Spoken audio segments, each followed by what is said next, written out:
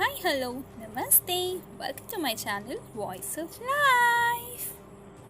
Okay, today we are going to learn triangles, congruence of triangles. దాంట్లో కాంగ్రెన్స్ కి meaning ఏంటి అంటే ఈక్వల్, ఏదైతే అన్ని ఆస్పెక్ట్స్ లో ఈక్వల్ గా ఉంటుందో దాన్ని కాంగ్రెన్స్ అంటారు. What are congruence figures? Figures who shapes and sizes are both the same are called congruence. దేని ఫిగర్స్ ఇప్పుడు స్క్వేర్ ఉందనుకో, దీనికి 5, ఇక్కడ 5, ఇక్కడ 5, ఇక్కడ 5, దీనికి 5, దీనికి 5, దీనికి 5, దీనికి 5. సో అన్ని సైడ్స్ షేప్ కూడా సేమే ఉంటే దానిని కాంగ్రెన్స్ ఫిగర్స్ అంటారు. వేర్ షేప్ సేమ్ గా కనిపించాలి అండ్ దాని డిస్టెన్స్ సైజ్ కూడా సేమ్ ఉండాలి. They are known as congruence figures. What as congruent triangles అంటే, in a pair of triangles, రెండు ఎప్పుడైనా మనం కంపేర్ చేసేటప్పుడు రెండింటిని కంపేర్ చేస్తాం. If all the 3 corresponding sides, triangle కి ఎన్ని ఉంటాయి? 3 సైడ్స్ ఉంటాయి. So 3 sides and corresponding angles, ఎన్ని యాంగిల్స్ ఉంటాయి? ట్రయాంగిల్ కి 3 కాబట్టి దానికి 3 యాంగిల్స్ ఉంటాయి, 3 సైడ్స్ ఉంటాయి. Are exactly equal. సో రెండిటికి ఎగ్జాక్ట్ గా ఈక్వల్ ఉండాలి. వాటి సైడ్స్ ఈక్వల్ గా ఉండాలి, వాటి యాంగిల్స్ కూడా ఎగ్జాక్ట్ గా ఈక్వల్ గా ఉంటాయి. Then they are known as congruent triangles. What are congruent figures and congruent triangles? Understood? Now CPCT అంటే ఏంటంటే corresponding parts of the congruent triangle. Corresponding parts అంటే ఏంటి అంటే, ఇప్పుడు ఇది ఒక ట్రయాంగిల్, ఇది ఒక ట్రయాంగిల్. సో ఈ పొజిషన్ లో ఈ ట్రయాంగిల్ లో ఎక్కడుంది? ఇక్కడ ఉంది. అండ్ ఏ పొజిషన్ పీక్ ఉంది, ఈ పొజిషన్ ఇక్కడ ఉంది. ద సేమ్ ట్రయాంగిల్, దీన్ని కొంచెం ఇటు చేసి రాసాను, టిల్ట్ చేసి ఇలా పెట్టండి. ట్రయాంగిల్ ఇదే షేప్ ని నేను కొంచెం ఇటు తిప్పి ఇలా పెట్టాను.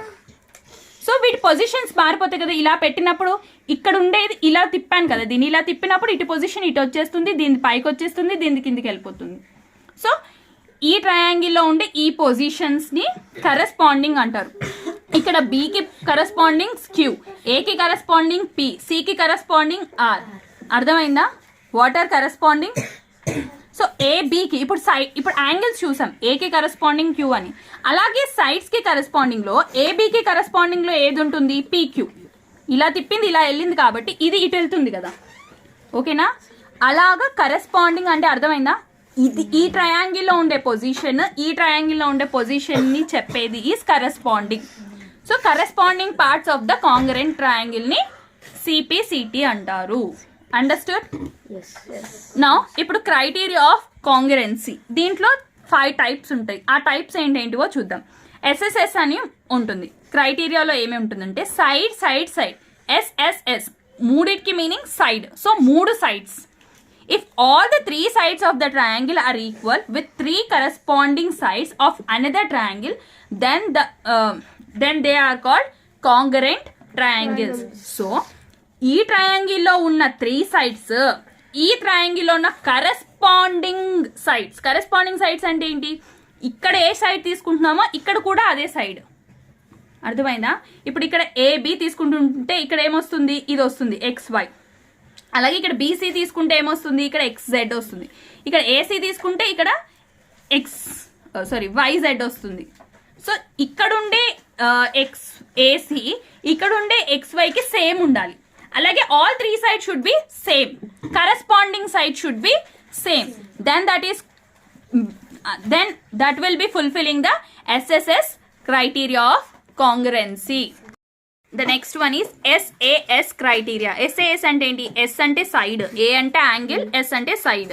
So if the 2 sides and the including angle of one triangle is equal to the another triangle, then they are called congruent triangles. So 2 sides అంటున్నా. So ZX is equal to BC and ZX is equal to AC. So ఇక్కడ ఈ రెండు sides are equal to and దీని లోపల ఉండే ఒక్కొక్క angle.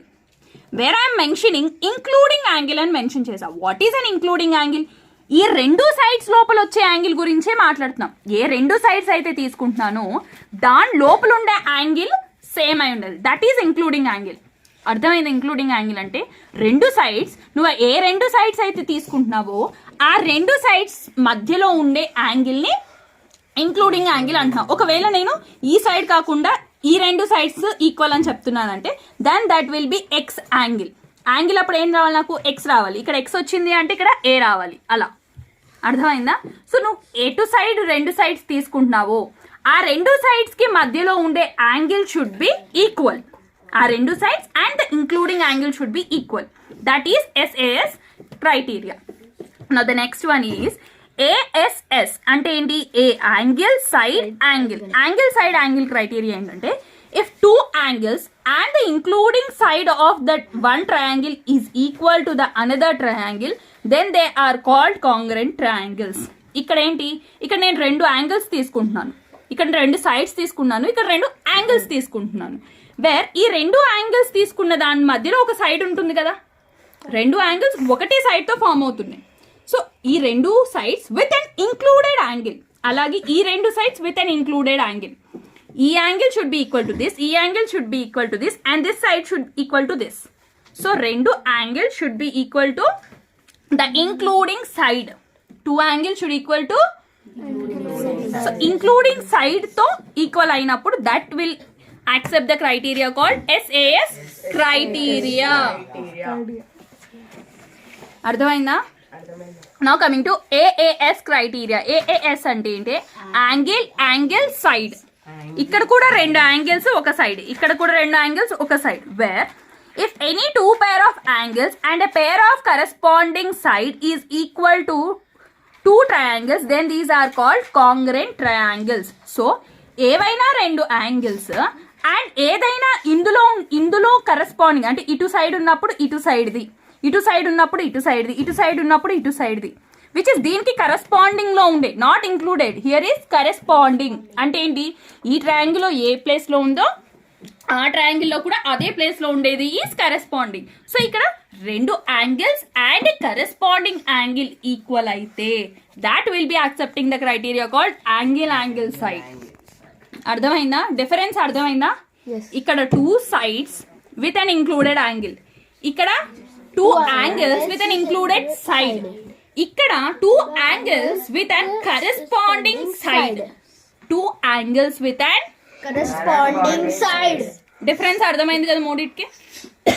Now coming to RHS. ఇప్పటి వరకు మనం R రాలేదు కదా మనకి. What is R? So right angle. So right angle అంటే what is right angle? 90 degrees. So 90 degrees లో ఉండేది రైట్ యాంగిల్ అని తెలుసు కదా. సో రైట్ యాంగిల్ లో వచ్చేది if there are two right angles, రెండు రైట్ యాంగిల్స్ ఉన్నప్పుడు they will be congruent if there hypothesis and any two sides are equal. What is hypothesis?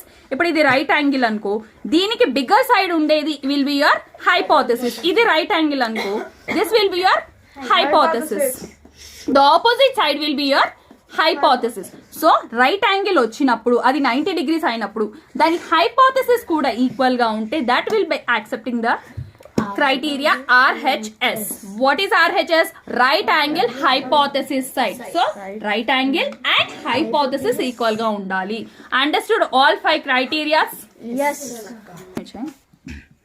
So ఈ క్రైటీరియాస్ లో కొన్ని ఇన్వాలిడ్స్ ఉంటాయి. ఇన్వాలిడ్స్ అంటే మనం ఫస్ట్ లో చూసాము సైడ్ 3 sides ఈక్వల్ గా ఉంటే that will be accepted as కాంగ్రెన్సీ అని చెప్పాం. కానీ 3 ఈక్వల్ యాంగిల్స్ ఉంటాయి, లైక్ 60 60 60 60 60 60 మూడు ఈక్వల్ గానే ఉన్నాయి యాంగిల్స్, కానీ this will not be a కాంగ్రెన్స్ triangles. ఎందుకంటే దీని సైజ్ ఇంతే ఉంది, దీని సైజ్ ఇంత ఉంది. యాంగిల్స్ సేమ్ అయి ఉండొచ్చు కానీ షేప్ వేరే ఉంటుంది. సో యాంగిల్స్ 3 ఈక్వల్ అయితే that will not be a congruency. Congruency అంటే ఈక్వల్ కాదు, they are not unequal triangles.